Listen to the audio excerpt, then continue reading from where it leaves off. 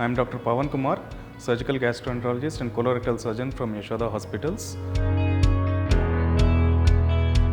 Surgery, when it is needed in piles, used to be a very painful procedure because that's a very sensitive skin. The conventional surgery involves cutting the piles and physically removing the piles.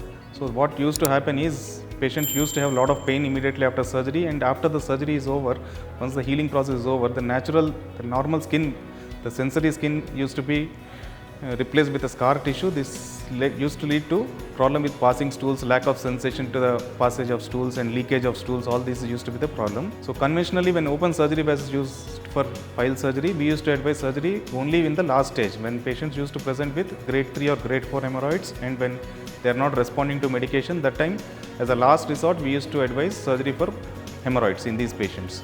But with the advent of laser, when we treat hemorrhoids with laser, there is no cutting involved.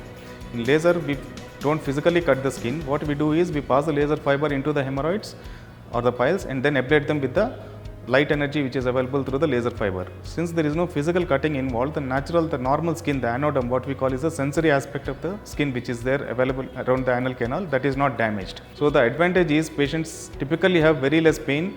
So we do this procedure as a daycare procedure. Patient can get the surgery done in the morning and go back to the home by evening and resume their normal activities after 2 to 3 days. The second advantage is because the anodome is preserved, the continence, what we call is the control of the motion, that is not affected. Patients have long-term proper sensation for the motion. There is no constipation, leakage of stool. All these are not a problem with the laser surgery.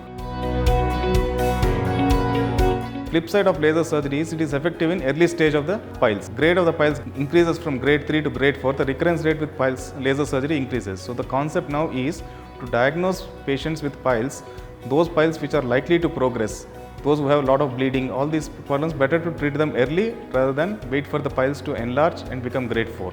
When we identify these patients early and offer laser surgery, these can be treated early. The results are better with laser surgery in the early stage of piles. So the recovery is also faster and the rate of recurrence is also lesser when we treat with laser surgery.